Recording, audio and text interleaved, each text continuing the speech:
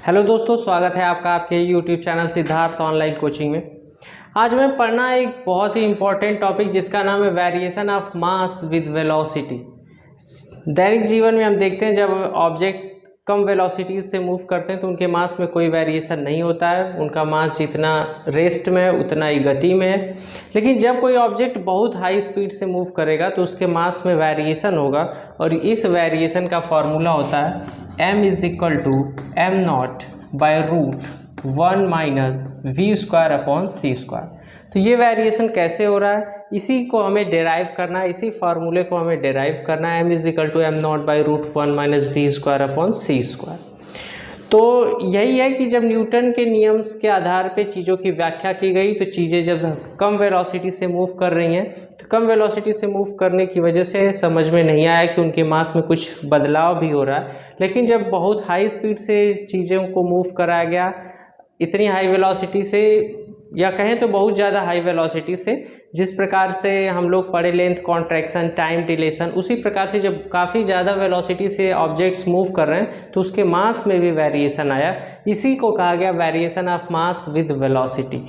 तो इस बात को थोड़ा सा लिख भी दिए हैं कि according to Newtonian mechanics mass of the body doesn't change with velocity. मतलब मास, किसी भी बॉडी का मास चेंज नहीं हो रहा है वेलोसिटी के साथ, but according to Einstein's theory of relativity mass varies with velocity. मतलब मास जो है वो वेरी कर रहा है अगर जो ऑब्जेक्ट है वो मूव कर रहा है बहुत हाई वेलोसिटी से। और कैसी velocity? Which approaches to speed of light. मतलब प्रकाश के चाल के लगभग उसके आसपास जब ऑब्जेक्ट की चाल पहुंच रही है तो मास जो है वो बदल जा रहा है, वेरी कर जा रहा है। तो इसी प्रूफ को हमें पढ़ना है। इसके लिए कुछ कंसीडरेशंस लेते हैं। जैसा कि बार बार हम लोग पढ़े हैं कि दो फ्रेम ऑफ रेफरेंस लेते हैं। एक फ्रेम ऑफ रेफरेंस एस है, दूसरा frame of reference H dash है। पिछले 3-4 हेडिंग्स में ये पढ़ चुके हैं। तो ठीक उसी प्रकार से इसके लिए भी कंसीडर करते हैं दो फ्रेम ऑफ रेफरेंस। एक फ्रेम ऑफ रेफरेंस एस है जो कि रेस्ट में स्टेशनरी है, ये हो गया रेस्ट, और फ्रेम ऑफ रेफरेंस हो गया ये एस। इसके कोऑर्डिनेट्स की बात करें तो इधर इसके लिए एक्स एक्सिस हो गया, इधर की ओर एक्स एक्सिस हो गया, ऊपर की ओर वाई एक्सिस हो गया और इधर की ओर जेड एक्सिस हो गया। एक दूसरा फ्रेम ऑफ रेफरेंस कंसीडर करते हैं जिसका नाम है एस डैश। इसके लिए एक्सिस की बात करें तो इधर हो गया एक्स डैश, इधर हो गया वाई डैश और इधर की ओर हो गया जेड डैश। दो फ्रेम ऑफ रेफरेंस हो गए, एक फ्रेम ऑफ रेफरेंस एस हो गया, दूसरा frame of reference S dash हो गया। माना कि ये जो frame of reference S dash है ये कांस्टेंट वेलोसिटी v से आगे की ओर मूव कर रहा है। तो जो frame of reference S dash है वो आगे की ओर मतलब किधर, इधर की ओर एक्स डायरेक्शन में, और ये किधर पड़ रहा है, पॉजिटिव एक्स डायरेक्शन में आगे की ओर मूव कर रहा है। दोनों के लिए ओरिजिन की बात करें तो ये हो गया ओरिजिन O और इसके लिए ओरिजिन ये हो गया एस डैश, फ्रेम के लिए ओरिजिन हो गया O डैश। तो दो फ्रेम ऑफ रेफरेंस कंसीडर कर लिए एस और एस डैश। एस डैश जो है कांस्टेंट रिलेटिव वेलोसिटी v से, किसके रेस्पेक्ट में, फ्रेम ऑफ रेफरेंस एस के रेस्पेक्ट में कांस्टेंट रिलेटिव वेलोसिटी v से पॉजिटिव एक्स डायरेक्शन के अलॉन्ग मूव कर रहा है।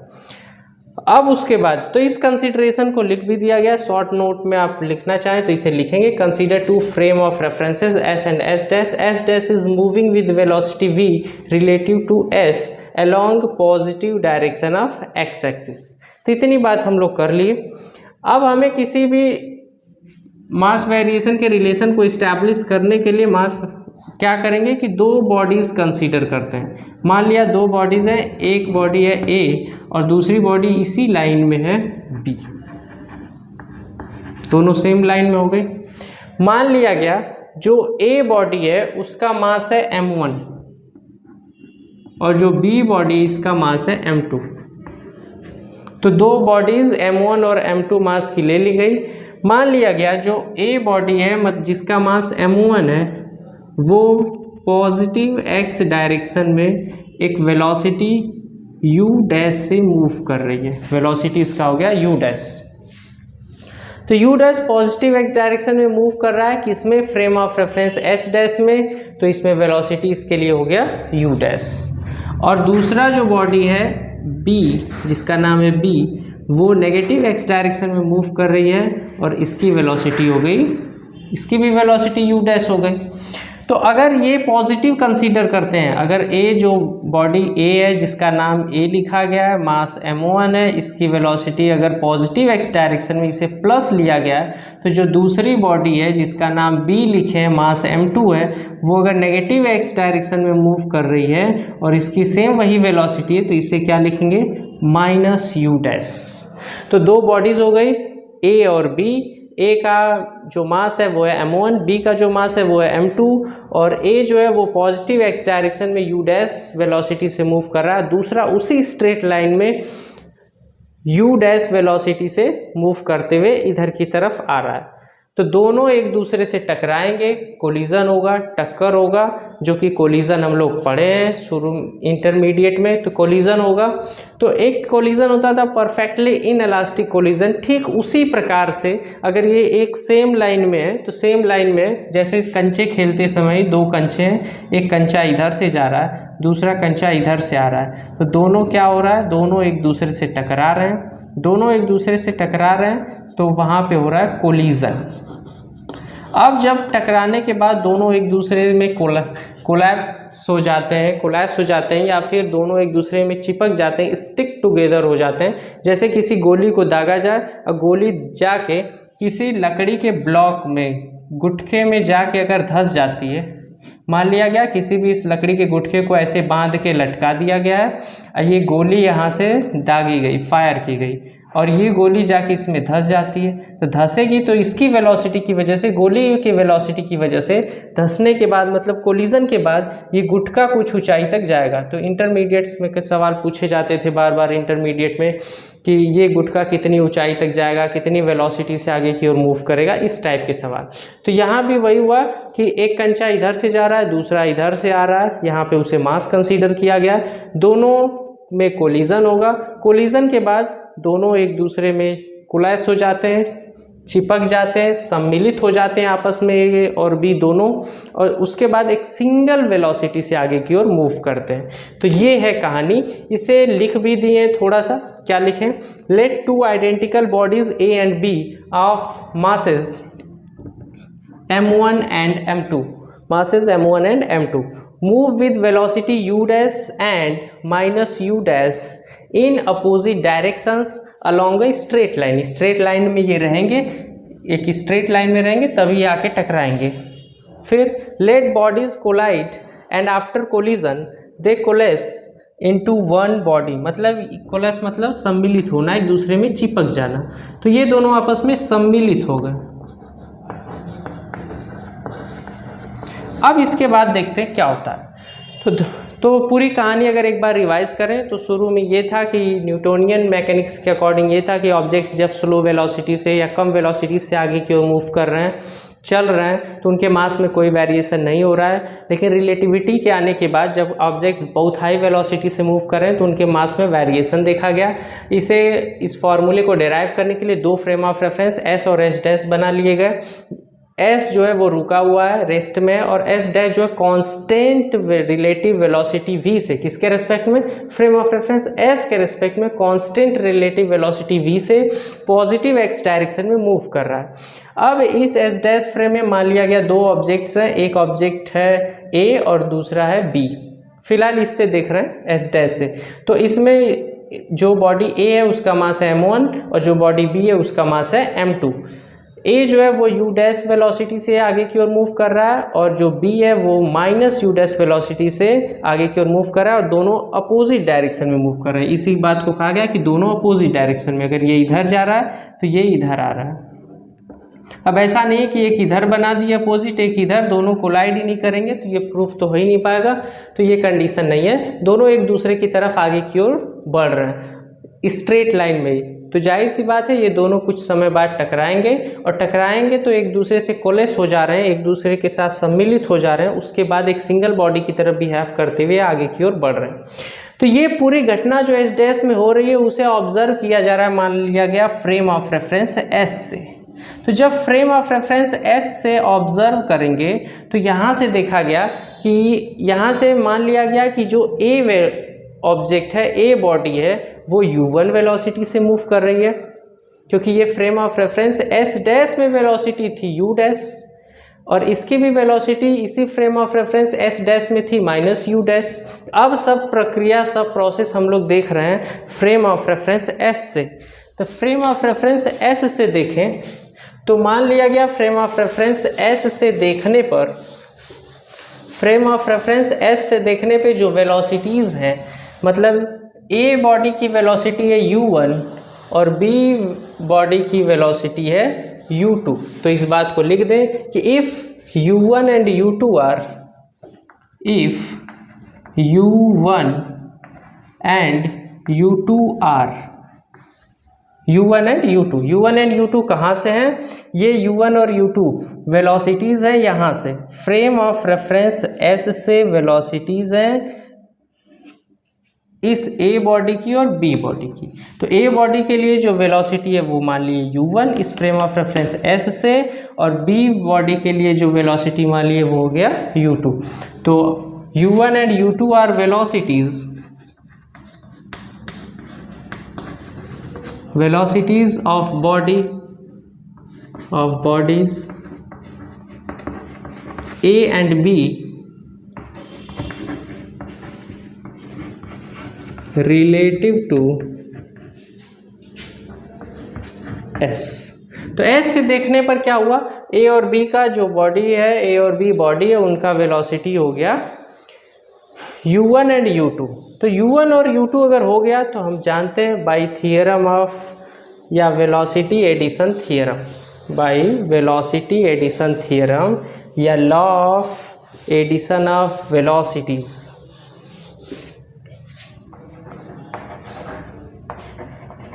Bye law of addition of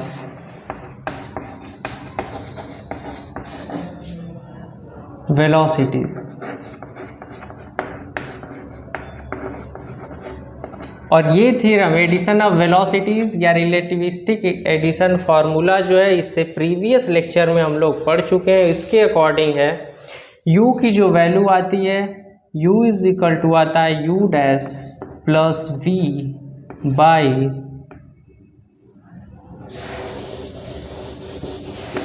one plus u dash v by C square. तो ये फार्मूला हम लोग पढ़ चुके हैं, कहाँ पढ़े हैं? वेलोसिटी एडिशन थियरम में। इसके according u is equal to है u dash plus v by one plus u dash v by C square.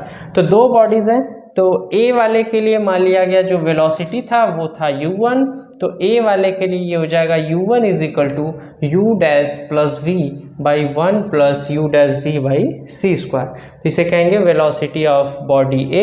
कहाँ से ये? फ्रेम ऑफ रेफरेंस s से। ऐसे ही दूसरे वाले बॉडी के लिए, मतलब b के लिए फ्रेम ऑफ रेफरेंस s से जो ये वेलोसिटी होगी इसे लिखेंगे u2। u2 के लिए u डैश की वैल्यू कितना है? u डैश की वैल्यू है माइनस u डैश, ये हो जाएगा minus u dash plus v, formula तो सेम टू सेम वही रहेगा, by one. u dash minus है तो ये बीच में आ गया minus u dash v by C square. इसे कंसीडर कर लिया जाए इक्वेशन नंबर 1 और इसे मान लिया गया equation number 2।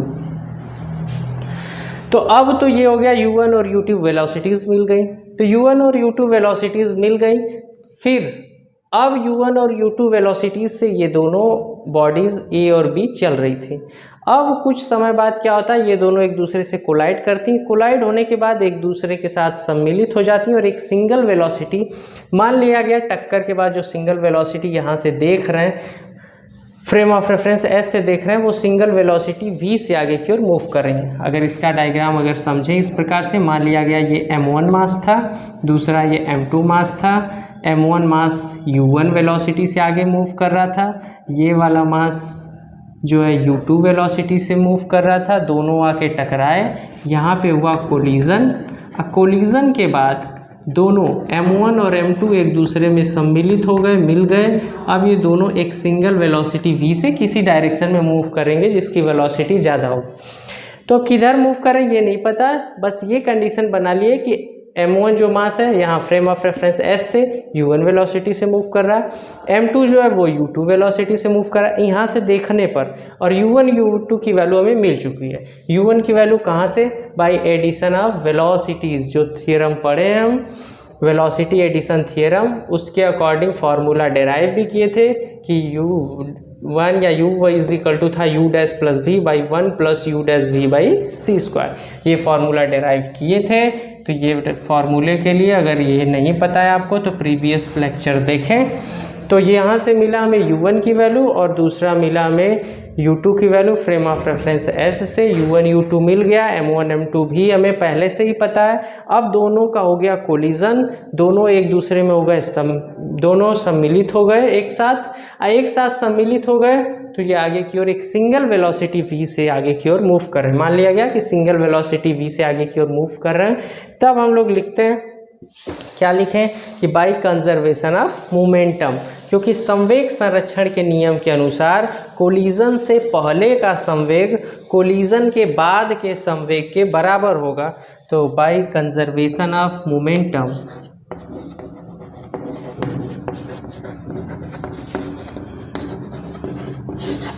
Bye conservation of momentum, तो बाय कंजर्वेशन ऑफ मोमेंटम क्या होगा, टक्कर के पहले का संवेग मतलब मोमेंटम बिफोर कोलिजन क्या हो जाएगा, before collision M1 U1 plus M2 U2, collision के पहले M1, क्योंकि मोमेंटम के लिए P इज इक्वल टू होता है M into V, mass into velocity. तो पहला मास हो गया M1 और दूसरे पहले मास के लिए वेलोसिटी हो गया U1 प्लस दूसरा मास हो गया M2, इसके लिए वेलोसिटी हो गया U2। अब यहाँ हो गया कोलिजन इक्वल, तो कोलिजन के पहले का मोमेंटम ये हो गया और कोलिजन के बाद का मोमेंटम ये क्या हुआ, बाद में दोनों एक दूसरे से कोलेस हो गए, दोनों एक दूसरे से सम्मिलित हो गए। ये हो गया M1 M2 और एक सिंगल वेलोसिटी से आगे की ओर बढ़ रहे हैं जो सिंगल वेलोसिटी है V। तो ये हो गया बाय कंजर्वेशन ऑफ मोमेंटम। तो इतनी तो ये कहानी हो गई U1 U2, ये हो गया इक्वेशन फर्स्ट एंड सेकंड, इसकी ज़रूरत पड़ेगी।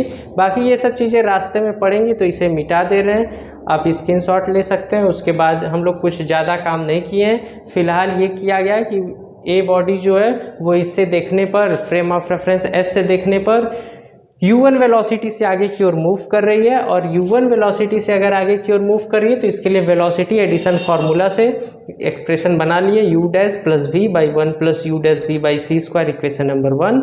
और दूसरा वाला इक्वेशन इसी प्रकार से U डैश की जगह वो दूसरा वेलोसिटी ही है माइनस U डैश, तो इसकी जगह लिख दिए माइनस U डैश। तो ये हो गया minus U dash plus V by 1 minus U dash V by C square. अब उसके बाद बाय कंजर्वेशन ऑफ मोमेंटम, संवेग संरक्षण के नियम के अनुसार कोलिजन के पहले का संवेग कोलिजन के बाद के संवेग के बराबर होगा। तो पहले का संवेग हो गया इतना, अब बाद का संवेग हो गया इतना। अब इन सब में वैल्यूज रखते हैं, किसकी वैल्यूज रखेंगे, U1 और U2 की। तो इसी इक्वेशन को आगे फर्दर सॉल्व करते हैं, हमें एक्सप्रेशन मिलेगा और फिर लास्ट तक करते करते हमें फॉर्मूला डेराइव हो जाएगा।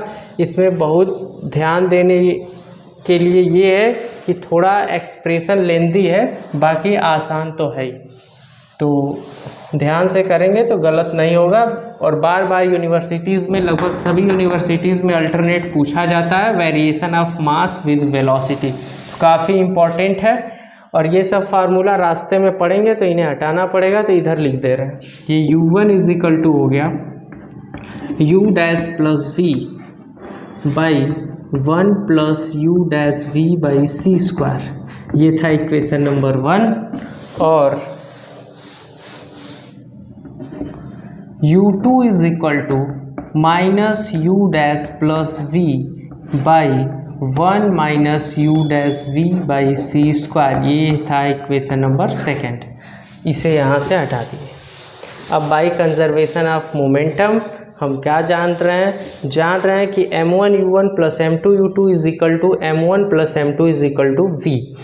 अब इसी में वैल्यू प्लेस कर रहे हैं, ये हो गया M1 और U1 की वैल्यू प्लेस करें। U1 की वैल्यू है U dash plus V by 1 plus U dash V by C square plus M2 into U2, U2 की वैल्यू है minus U dash plus V by 1 minus U dash V by C square, इतना हो गया, is equal to m1 bracket open करें तो multiply हो जाएगा, ये हो जाएगा m1v प्लस m2v। हो गया जी। अब ये m1 का टर्म यहाँ है और यहाँ भी m1 का टर्म है, m2 का टर्म एक यहाँ है, यहाँ भी m2 का टर्म है, तो m1 वाले टर्म को एक साथ लिख लेते हैं और m2 वाले टर्म को एक साथ लिख लेते हैं। ऐसा करने के लिए ये तो अपनी जगह ही रहेगा, इसे बुला लेना पड़ेगा इधर, तो वो आएगा इधर तो हो जाएगा माइनस, लिखते हैं इसे m1 अपनी जगह ही है, ये इसे ज्यों का त्यों वहीं बस छाप दे रहे हैं। ये हो गया u dash plus v by 1 plus u dash v by C square.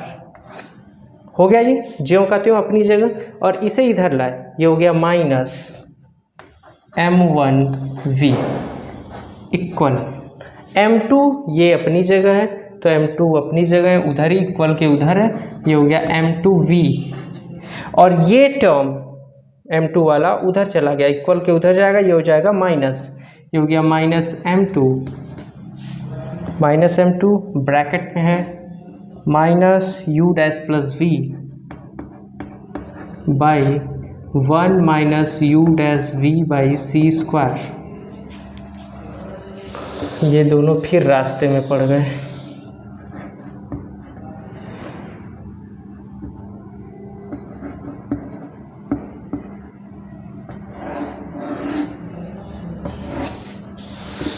अब उसके बाद इसे सॉल्व करते हैं। इधर देखें तो ये m1 कॉमन मिल रहा है, m1 कॉमन ले लिया गया, यहाँ से हुआ u dash plus v by 1 plus u dash v by C square minus m1 common ही हो गया, m1 कॉमन हो गया तो यहाँ से बचा v इज इक्वल टू, यहाँ से m2 कॉमन हो गया है और m2 कॉमन हो गया तो यहाँ से क्या बचा, यहाँ से बचा v, यहाँ से बचा v माइनस m2 कॉमन ही हो गया है, m2 कॉमन हो गया तो यहाँ से बचा minus u dash plus v by 1 minus u dash v by C square. अब एलसीएम लेना पड़ेगा यहाँ, और एलसीएम लेंगे तो इसका होगा मल्टीप्लाई, तो एलसीएम लेके अगर सॉल्व करें तो ये ब्रैकेट के बाहर तो है m1, ये हो गया u डैश प्लस v, अब नीचे है 1 plus u dash v by C square, और ये इसके अपॉन में, इसके अपॉन में 1 है, सॉल्व करें एलसीएम लेके तो इस पूरे टर्म का इसमें होगा मल्टीप्लाई, तो मल्टीप्लाई करने के लिए डायरेक्ट मल्टीप्लाई कर दे रहे हैं, तो ये बीच में तो था माइनस और v हो गया। अब ब्रैकेट में लिखना पड़ेगा हमें, चलो यहाँ ब्रिक ब्रैकेट लगा देते हैं, एक लाइन और बढ़ेगा या इसी में करेक्शन करेंगे नेक्स्ट टाइम। तो ये हो गया u डैश प्लस v, इसमें v में इसका मल्टीप्लाई होगा, ये हो गया 1 plus u dash v by C square upon LCM लेके ये लिख दिया गया, कितना हो गया ये हो गया 1 plus u dash v by C square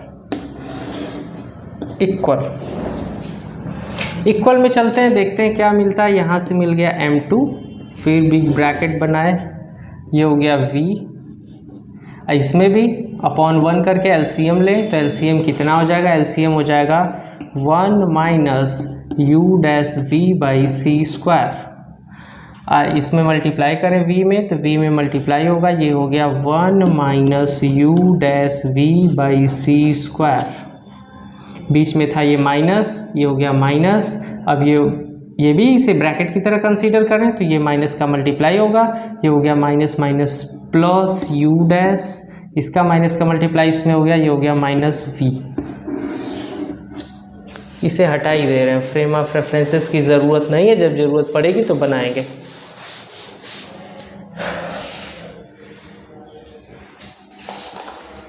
अब उसके बाद अब इसे अगर सॉल्व करें तो जो स्मॉल ब्रैकेट है इसे ओपन कर दे रहे हैं, ओपन करने के लिए आप आप देख ही रहे हैं डायरेक्ट, तो इसी लाइन में कर दे रहे हैं। ये ब्रैकेट ओपन होगा जब तो ये v का मल्टीप्लाई 1 में होगा तो ये हो जाएगा v, इस v का मल्टीप्लाई इस वाले टर्म में भी होगा, तो ब्रैकेट में ही मल्टीप्लाई कर दे रहे हैं, v का मल्टीप्लाई 1 में हुआ तो ये हो गया v, और इसमें मल्टीप्लाई हो गया तो ये हो गया v स्क्वायर। यहाँ देखा जाए तो v का मल्टीप्लाई 1 में होगा, तो ये हो गया v,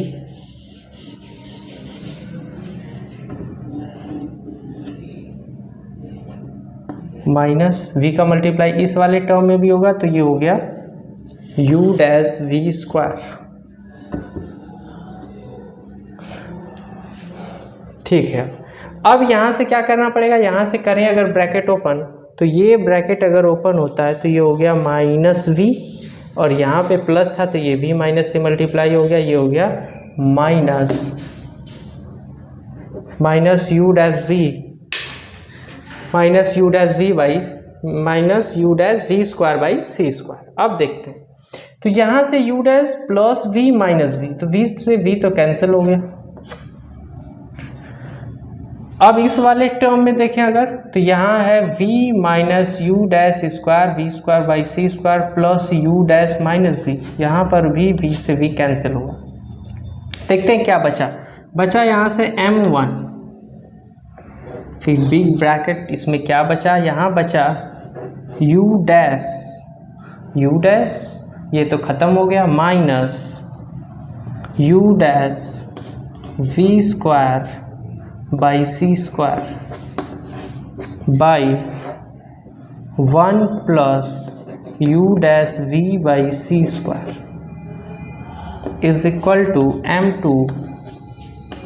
ऊपर क्या बचा, ऊपर बचा माइनस u डैश ये पॉजिटिव है, इसे पहले लिख ले रहे हैं, ये हो गया u dash minus u dash v square by C square by 1 minus u dash v by C square. तो इतना टर्म आ गया, लेकिन अगर इसके न्यूमरेटर में देखें ऊपर की साइड, तो यह u dash minus u dash v square by C square, यहाँ पर भी वही टर्म है, ये टर्म है u dash minus u dash v square by C square is equal to m2, यहाँ है u dash minus u dash v square by C square. अगर इन्हें देखें दोनों को, तो दोनों सेम टू सेम है, ये हो गया कैंसिल आउट, या उधर जाएगा डिवाइड होगा तब भी वो कैंसिल आउट हो जाएगा। बचा क्या, बचा यहाँ से m1, ये बचा m1 into 1 by 1 plus u dash v by C square, एक टर्म तो ये बचा यहाँ से, इज इक्वल टू m2, और यहाँ से बचा m2 इंटू ऊपर तो 1 by 1 minus u dash v by C square, ये टर्म बचा। अगर m1 बाई m2 करें तो ये m1 यहाँ अपॉन में आएगा, और ये अपॉन वाला टर्म इधर जाके मल्टीप्लाई में जाएगा, मतलब क्रॉस मल्टीप्लाई हो गया ये। इसे अगर शॉर्ट में लिखें तो ये भी तो लिख सकते हैं m1 अपॉन इतना is equal to m2 upon इतना, तो m1 बाई m2 करें तो m1 अपनी जगह, m2 इसका अपॉन में आएगा, और ये अपॉन में था तो ये ऊपर चला जाएगा, तो लिख सकते हैं final expression m1 by m2 is equal to ये चला जाएगा उधर, ये हो गया 1 plus u dash v by C square, ये टर्म हो गया, और अपॉन में ये है upon 1 minus u dash v by C square, इसे कहेंगे इक्वेशन नंबर 3। अब अगर इक्वेशन नंबर 3 को सॉल्व करना, यही रिलेशन देगा हमें m is equal to m not by root 1 minus we square upon C square. Further solve करने पे तो हमें यहाँ से दो वैल्यूज चाहिए, एक तो वैल्यू चाहिए 1 plus you dash we by C square, और दूसरी वैल्यू चाहिए 1 minus you dash we by C square. तो अगर यहाँ से भी देखें तो आपको लग रहा होगा कि 1 plus you dash we by C square अगर यही वैल्यू रखते हैं तो फिर सब फ्रेम ऑफ रेफरेंस एस और एच डैश की वैल्यू, इसमें सी का कहीं वैल्यू है नहीं, तो हमें ऐसी वैल्यू चाहिए जिसमें सी भी सम्मिलित हो, क्योंकि हाई वेलोसिटी से वो मूव कर रहा है तो सी से कैसे रिलेट कर रहा है। बाकी यही अगर एक्सप्रेशन रख देंगे तो फिर लौट के वो उसी रास्ते से आ जाएगा जहां हम लोग लिखे थे बाई कंजर्वेशन ऑफ मोमेंटम। तो इसलिए क्या करते हैं, इक्वेशन नंबर 1 को ही सॉल्व करके इस फॉर्म में कन्वर्ट करते हैं। तो इक्वेशन नंबर 1 को कैसे सॉल्व करेंगे, सबसे पहले इसका स्क्वायर करेंगे, स्क्वायर करने के बाद इसे सी से सी स्क्वायर से डिवाइड करेंगे। सी स्क्वायर से डिवाइड करने के बाद 1 से इसे सब्सट्रैक्ट करेंगे, तो ये हो जाएगा 1 माइनस इसका स्क्वायर किए हैं तो ये हो गया यू स्क्वायर, इसे डिवाइड किए हैं सी स्क्वायर से तो ये हो जाएगा सी स्क्वायर। उसे फर्दर सॉल्व करेंगे, वैल्यू आएगी ये, और फिर उसे सिमिलरली ये वैल्यू लिखेंगे, दोनों को वैल्यू को प्लेस करेंगे, फाइनल एक्सप्रेशन आएगा, उसमें वैल्यूज़ को कंसीडर करेंगे कि अगर इसकी जगह ये होता तो ये होगा, फिर ये फाइनल एक्सप्रेशन हमें मिलेगा। तो अब सॉल्व करते हैं equation number 1। Squaring equation number 1, dividing by C square and subtracting from 1। तो लिख भी दी इस बात को कि हमें सबसे पहले इक्वेशन नंबर 1 का स्क्वायर करना है। तो इक्वेशन नंबर 1 लिखें, तो इक्वेशन नंबर 1 है u1 इज इक्वल टू क्या है, u dash plus v by 1 plus u dash v by C square. ये है हमारे पास इक्वेशन नंबर 1। इसका करना है स्क्वायरिंग इक्वेशन 1। तो इक्वेशन 1 ये है और इसका करें स्क्वायर, तो इधर स्क्वायर किए तो इधर भी स्क्वायर होगा, ठीक। तो squaring equation number 1, dividing by C square, तो सी स्क्वायर से इसे डिवाइड कर दें अपॉन सी स्क्वायर, इधर भी सी स्क्वायर से डिवाइड करें तो 1 बाई सी स्क्वायर कर दी। एंड सब्सट्रैक्टिंग फ्रॉम 1, तो इस समीकरण को, इस वैल्यू को एक में से घटाना है, तो एक में से अगर घटा दें, सब्सट्रैक्ट करते हैं तो ये हो जाएगा 1 माइनस इतना, इधर भी 1 में से सब्सट्रैक्ट करें तो ये हो जाएगा 1 माइनस, ठीक। अब नेक्स्ट लाइन इसे सॉल्व करते हैं। नेक्स्ट लाइन सॉल्व करने के लिए इधर तो कुछ करना ही नहीं है, ये हो गया 1 minus u1 square by C square is equal to अब ये ऊपर वाले term u dash plus v का भी स्क्वायर है और नीचे वाले term 1 plus u dash v by C square का भी स्क्वायर है।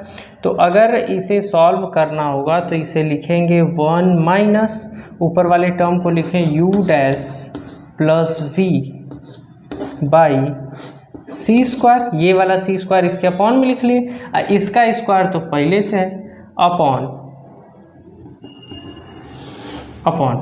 में क्या है, अपॉन में 1 plus u dash v by C square, इसका भी स्क्वायर है, ये हो गया, ठीक। ये हो गया 1, ठीक है, ये है माइनस, ये हो गया 1 बाई सी स्क्वायर, तो 1 बाई सी स्क्वायर को इसके साथ लिख लिए, ये हो गया u डैश प्लस v, तो u डैश प्लस v का भी होल स्क्वायर होगा, तो इसका स्क्वायर अपॉन इसके साथ हो गया सी स्क्वायर, अपॉन में ये है 1 plus u dash v by C square, तो पूरे होल का स्क्वायर था तो इसका तो स्क्वायर है ही, तो इसका भी स्क्वायर लिख लिए। अब एलसीएम लें, तो एलसीएम लें अपॉन 1, तो अपॉन 1 करें तो ये पूरे का पूरा एलसीएम हो जाएगा। एलसीएम कितना हो जाएगा, एलसीएम हो जाएगा 1 plus u dash v by C square का होल स्क्वायर, इसी का इसमें होगा मल्टीप्लाई। तो इस बात को एक लाइन और कम करके कर रहे हैं और यहाँ इसे लिख दिए 1 में मल्टीप्लाई हो गया, ये था 1 plus u dash v by C square का होल स्क्वायर, ये हो गया 1 में मल्टीप्लाई, बीच में है माइनस। अब पूरे का एलसीएम हो गया, ये कितना हो गया, पूरे का एलसीएम हो गया 1 plus u dash v by C square का होल स्क्वायर। अब इस एक्सप्रेशन को हमें करना है फर्दर सॉल्व करें तो इज इक्वल टू, ये तो वैल्यू यही है 1 minus u1 square by C square is equal to, आगे सॉल्व करें तो ये होल स्क्वायर मतलब a प्लस बी के होल स्क्वायर पे इसे सॉल्व करें, तो इसे अगर सॉल्व करते हैं तो क्या देखते हैं, इसे थोड़ा और नीचे ही लिखते हैं, इज इक्वल टू, ऊपर के टर्म में क्या है, ऊपर के टर्म में यहाँ है, इसका स्क्वायर करें, a है ये b है, तो a का स्क्वायर मतलब 1 का स्क्वायर, 1 का स्क्वायर 1 प्लस b का स्क्वायर करें, b का स्क्वायर है u dash square v square upon c square का भी स्क्वायर करेंगे तो c स्क्वायर का square c to the power 4 plus तो a square plus b square plus 2ab, तो 2a की वैल्यू 1, b की वैल्यू यहाँ से u dash v by C square 2ab, ये हो गया फर्स्ट ब्रैकेट सॉल्व करने के बाद, बीच में माइनस, यहाँ से सॉल्व करें, यहाँ से क्या है, यहाँ से भी स्क्वायर है सबके अपॉन में सी स्क्वायर है, तो जो भी जितने भी टर्म होंगे सब में सी स्क्वायर रहेगा ही रहेगा। तो अगर इसे सॉल्व करें तो यू डैश का स्क्वायर, क्योंकि होल स्क्वायर है तो U square U dash square plus V square plus 2 U dash V, यही आएगा ए प्लस बी के होल स्क्वायर पे। तो करें तो ए का स्क्वायर मतलब यू डैश का स्क्वायर प्लस बी का स्क्वायर मतलब वी का स्क्वायर प्लस 2ab, 2a की वैल्यू यू डैश और v की वैल्यू b की वैल्यू v अपॉन सबके अपॉन में सी स्क्वायर लिखें तो सबके अपॉन में इंडिविजुअली अलग अलग लिख दिए या एक साथ ही लिख सकते हैं, सबके अपॉन में लिख दिए। अपॉन का टर्म अभी बचा हुआ ही है। अपॉन में क्या है, अपॉन में 1 प्लस यू डैश वी या U dash we by C square का होल स्क्वायर। अब इसे अगर फर्दर सॉल्व करें, फर्दर सॉल्व करते हैं तो ये ब्रैकेट कर देते हैं ओपन, तो यहाँ से ये ब्रैकेट हो गया ओपन, इसे भी हटा दिए, इसका तो कोई मायने था नहीं। यहाँ से अगर ब्रैकेट ओपन करेंगे तो अंदर सब साइन चेंज हो जाएगा, तो ये ब्रैकेट ओपन करते ही ये हो गया माइनस, ये प्लस था इसकी जगह हो जाएगा माइनस, ये भी प्लस है इसकी जगह हो जाएगा माइनस, ये हो गया ब्रैकेट ओपन। नेक्स्ट, फिर अब अगर इस पूरे इक्वेशन को देखें तो 1 plus you dash square V square by C to the power 4 plus 2 U dash we by C square minus you dash square by C square minus we square by C square minus 2 U dash we by C square. तो इन दोनों terms को अगर देखें तो एक positive है एक नेगेटिव है और दोनों बराबर हैं, दोनों कट गए। बचा क्या, बचा यहाँ से 1 plus you dash square V square by C to the power 4 minus you dash square by C square minus we square by C square. तो यहाँ से देखें तो यू डैश स्क्वायर और सी टू दी पावर 4 एक टाइप का term है और यहाँ से भी वही मिल रहा है U dash square by C square.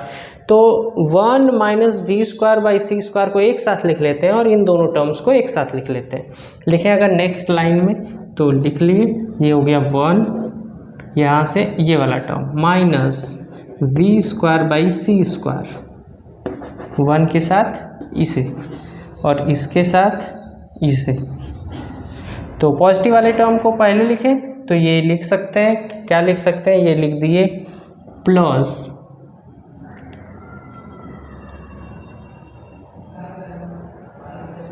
या माइनस ही लिख लें, माइनस वाले टर्म को पहले लिख लें, ये हो जाएगा माइनस, क्योंकि सब्सट्रैक्ट करते समय यहाँ माइनस आ जाएगा, अभी देख रहे हैं। तो ये हो गया U dash square by C square और ये है plus you dash square V square by C to the power 4 upon में यही, ये हो गया 1 plus you dash we by C square का होल स्क्वायर। अब यहाँ से देखें तो इसे एक ब्रैकेट में लिख सकते हैं और इस वाले ब्रैकेट की अगर यहाँ से इस टर्म की बात करें तो यहाँ से लिया जा सकता है कॉमन। क्या लिया जा सकता है कॉमन, यहाँ से U dash square by C square common लिया जा सकता है दोनों टर्म्स में से। तो दोनों टर्म्स में से अगर कॉमन लें तो यहाँ से हो गया, ये तो माइनस है ही, ये हो गया minus you dash square upon में इसके है सी स्क्वायर। ठीक, अगर ये कॉमन ले लिया जाए यहाँ से, नेक्स्ट लाइन में ही ले रहे हैं, इसमें लेंगे तो घाल मेल हो सकता है, तो ये वैल्यू लिख लिए। ये टर्म की वैल्यू किसके लिए आ रही है, 1 minus you 1 square by C square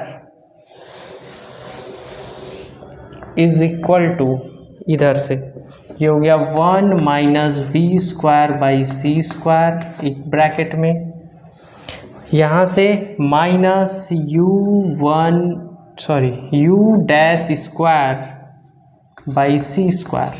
अगर इस टर्म को कॉमन ले लेते हैं, क्योंकि ये दोनों में है, कॉमन ले लिए तो यहाँ से तो बचेगा 1 और यहाँ प्लस था, माइनस कॉमन लिए तो यहाँ आ गया minus. You dash square common लिया जा चुका है, बचा वी स्क्वायर अपॉन सी स्क्वायर इसमें से भी लिया जा चुका है, ये बचा सी स्क्वायर अपॉन में तो था ही, कौन सा टर्म है ये 1 plus you dash we by C square का whole square is equal to किसकी वैल्यू है ये वैल्यू है 1 minus you 1 square by C square. अब इसे अगर देखें तो यहाँ से देखें अगर, तो दोनों इक्वेशन से हमें फिर कॉमन मिल रहा है। क्या कॉमन मिल रहा है 1 minus we square by C square, यहाँ से भी और यहाँ से भी, तो इकट्ठे कॉमन लेके एक साथ लिख दिए। लिखें अगर इसे तो क्या लिखते हैं, लिख दिए 1 minus we square by C square, common हो गया, दोनों में से कॉमन हो गया। दोनों में से जब कॉमन हुआ तो क्या बचा, यहाँ से तो बचा 1 और यहाँ से ये कॉमन हुआ तो बचा minus you dash square by C square, small bracket ही लिख रहे हैं, upon 1 plus you dash we by C square का होल स्क्वायर। ये किसकी वैल्यू है, ये वैल्यू है 1 minus you 1 square by C square की। तो ये एक्सप्रेशन यहाँ तक पहुँच गया और हमें वैल्यू अगर देखें इक्वेशन नंबर 3 को फिर से रिवाइज करें। इक्वेशन नंबर 3 था m1 by m2 1 plus is equal to 1 plus you dash we by C square. तो हमें यही वैल्यू चाहिए थी 1 plus you dash we by C square. अगर इसे देखें यहाँ पे तो ये वैल्यू यहाँ है 1 plus you dash we by C square. इस वैल्यू में स्क्वायर लगा हुआ है तो इस वैल्यू को यहाँ भेज दें और इस पूरे टर्म को यहाँ लिख दें। तो ये इस पूरे टर्म को यहाँ अगर लिख दें तो ये क्या हो जाएगा, सबसे पहले तो इस टर्म को यहाँ से हटाएं और इसे यहाँ लिखेंगे और इस टर्म को यहाँ लिख दें 1 minus you 1 square by C square हो गया। इसकी जगह ये जो यहाँ लिखा हुआ था, क्या लिखा हुआ था, ये लिखा हुआ था 1 plus you dash we by C square का होल स्क्वायर। ये इतनी वैल्यू हो गई। अब हमें इसी की वैल्यू चाहिए तो पूरे को स्क्वायर रूट अंडर रूट ले लिया जाए। अगर तो स्क्वायर है तो ये स्क्वायर इधर जाके हो जाएगा 1/2 और 1/2 मतलब अंडर रूट।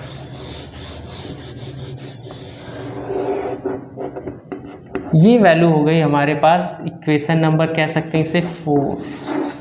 क्या वैल्यू मिल गई हमें वैल्यू मिल गई 1 plus you dash we by C square is equal to under root कड़ी में कितना मिला, ये हो गया 1 minus we square by C square, दूसरे ब्रैकेट में 1 minus you dash square by C square upon 1 minus you 1 square by C square.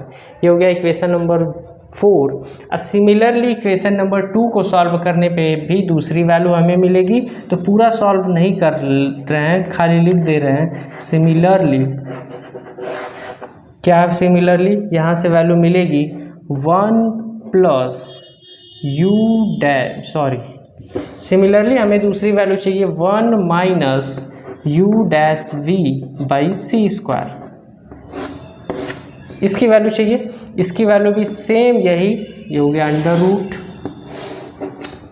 ये तो वही वैल्यू रहेगी 1 minus we square by C square. यहाँ value 1 minus you dash square by C square upon यहाँ value 1 minus u1 की जगह भी हो जाएगा u2। क्यों हो जाएगा ये, क्योंकि फ्रेम ऑफ रेफरेंस s से देख रहे थे जब ऑब्जेक्ट u डैश वेलोसिटी से जो ऑब्जेक्ट मूव कर रहा था मतलब a, उसके लिए फ्रेम ऑफ रेफरेंस s से देखने पर वेलोसिटी थी u1, तो इस एक्सप्रेशन में आया u1।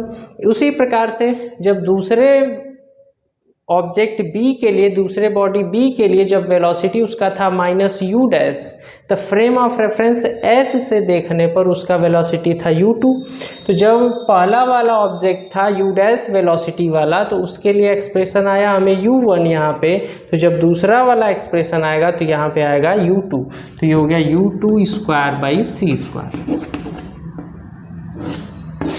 इसे कह लेंगे इक्वेशन नंबर 5। मतलब अब ये दोनों वैल्यूज़ इक्वेशन नंबर किस में, इक्वेशन नंबर 3 में रखने पर, तो ये सब मिटा दे रहे हैं। पुटिंग द वैल्यूज़ ऑफ, यही लिख रहे हैं, putting the values of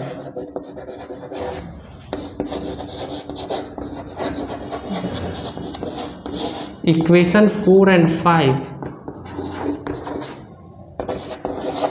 in equation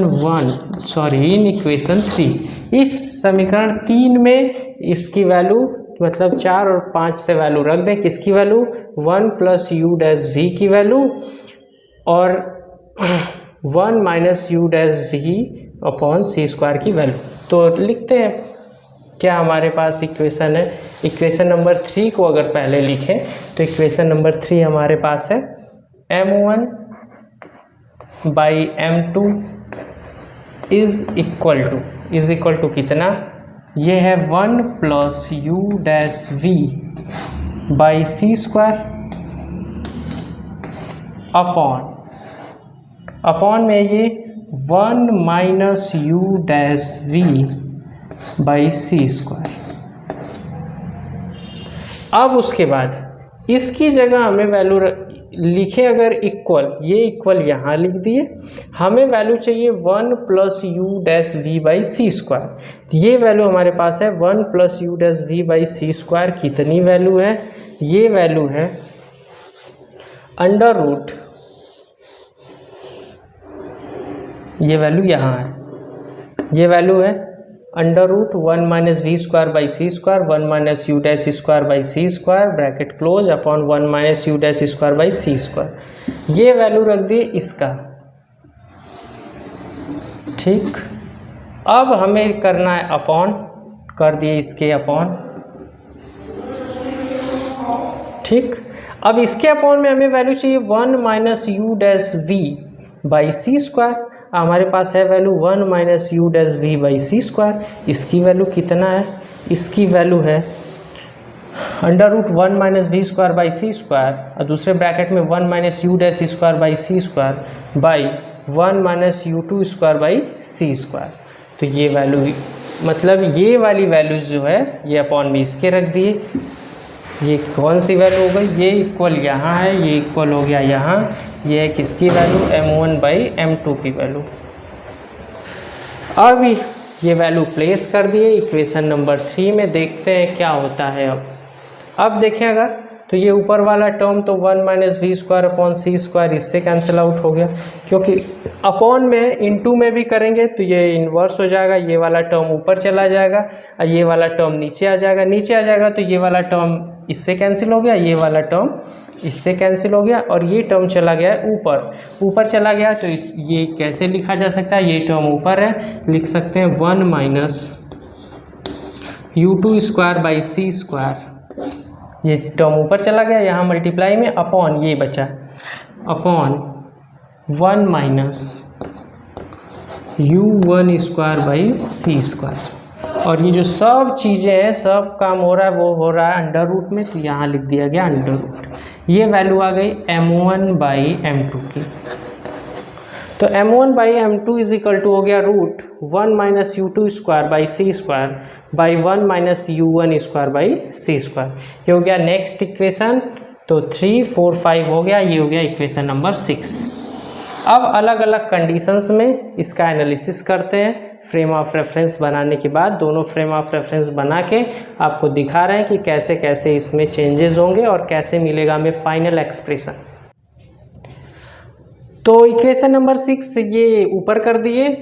और एक बात कंसीडर किए, जैसे शुरू में हम लोग माने थे कि फ्रेम ऑफ रेफरेंस एस से जब देखा जा रहा था तो जब जो ए ऑब्जेक्ट था, ए बॉडी थी, उसकी वेलोसिटी थी u1 और जो बी बॉडी थी उसकी वेलोसिटी थी u2 कोलिजन से पहले।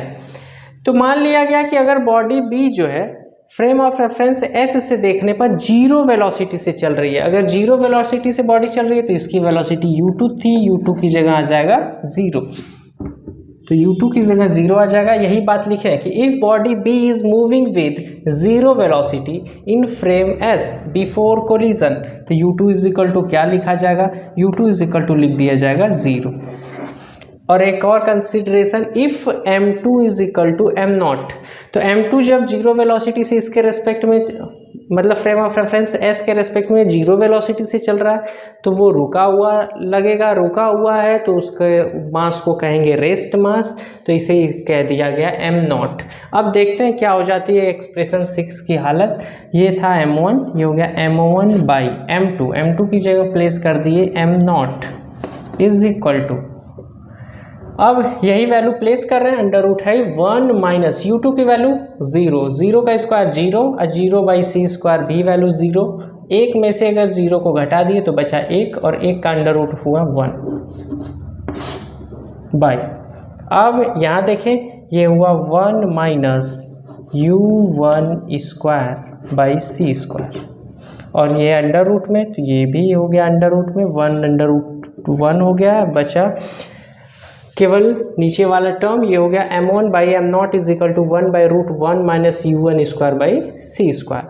कॉमन नोटेशंस लिख लें अगर, क्योंकि दो मास थे, एक हो गया रेस्ट मास m2 तो हो गया रेस्ट मास, तो m2 की जगह लिख दिया गया m0, तो m1 m2 लिखने की ज़रूरत ही क्या है। अब जब m0 हो गया तो इसे कह सकते हैं m, मतलब ए बॉडी ए जो थी जिसका मास था m1 उसे कहा जा सकता है m, और जब एक ही वेलोसिटी ये रुका हुआ ही है तो u1 u डैश जो यहाँ से देखने पे, मतलब फ्रेम ऑफ रेफरेंस s से u1 u2 लिया गया था, तो अगर एक रुका ही हुआ है तो दूसरे वाले को एक नोटेशन दे देते हैं v, मतलब जो फ्रेम ऑफ रेफरेंस चल रहा है उसी वेलोसिटी से वो भी चल रहा है, तो ये एक्सप्रेशन हो गया है। तो कॉमन नोटेशंस लिखते हैं यूजिंग कॉमन नोटेशंस।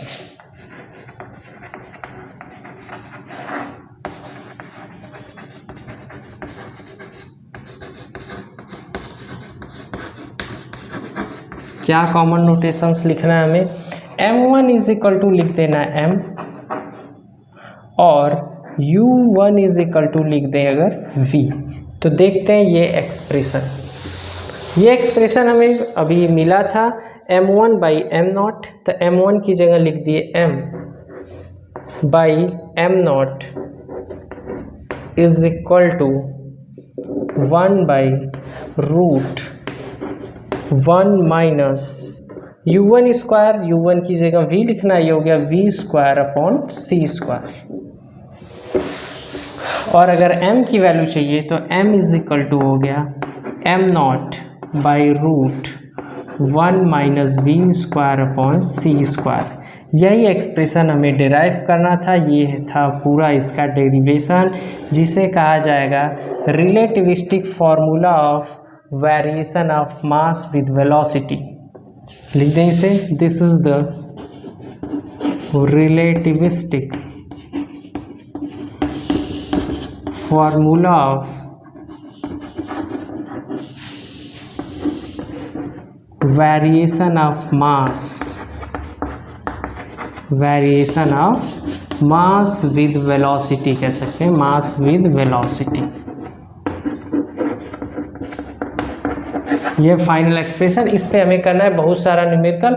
एक दो कंडीशंस अगर समझे, एक बात केसेस समझे, अगर केस 1 मान लिया गया, case 1 if v is very very less than c, मतलब जो ऑब्जेक्ट की वेलोसिटी है वो लाइट की वेलोसिटी से बहुत कम है, तो लाइट की वेलोसिटी से बहुत कम है तो v बाई सी का ये होल स्क्वायर हो गया। v की वैल्यू बहुत कम है और c की वैल्यू बहुत ज़्यादा है, तो v बाई सी की वैल्यू जो होगी वो होगी टेंड्स टू 0, लगभग v by c tends to हो जाएगा, then v by c tends to 0। अगर v by c tends to 0 है तो इसकी वैल्यू 0, 0 का स्क्वायर 0, 1 उसमें से घटाएं तो 1, अंडर रूट 1 मतलब 1 ही हुआ, 1 से अगर m0 की डिवाइड करें तो m0 आएगा, तो m इज इक्वल टू हो जाएगा m0। So m is equal to m0, मतलब रेस्ट मास, किसी भी मूविंग ऑब्जेक्ट का मास रेस्ट मास के बराबर होगा।